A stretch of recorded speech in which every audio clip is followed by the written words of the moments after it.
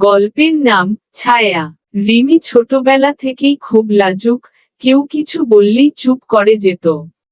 স্কুলে সে কখনো হাত তুলত না, বন্ধুদের সঙ্গে মিশত না। সবাই ভাবত সে কিছুতেই ভালো করবে না। কিন্তু রিমির এক শখ ছিল, কবিতা লেখা। প্রতিদিন সে নিজের খাতায় নিঃশব্দে কিছু না কিছু লিখত। কেউ জানত না তার ভেতরে কত রং আছে। একদিন স্কুলে কবিতা প্রতিযোগিতা হলো। সাহস করে সে একটি কবিতা জমা দিল। তার কবিতাটি সবার হৃদয় ছুঁয়ে গেল। শিক্ষকেরা অবাক হয়ে গেল রিমির প্রতিভায়। এরপর থেকে সে নিয়মিত লিখতে শুরু করল। আজ রিমি একজন স্বনামধন্য কবি, তার বই দেশের বিভিন্ন কোণে পড়া হয়। শিক্ষা, কেউ বাইরে থেকে চুপচাপ হলে তার ভেতরে কিছু নেই, এটা ভাবা ভুল। প্রতিভা সবসময় শব্দ করে আসে না, অনেক সময় ছায়ার মতোই শান্তভাবে আসে।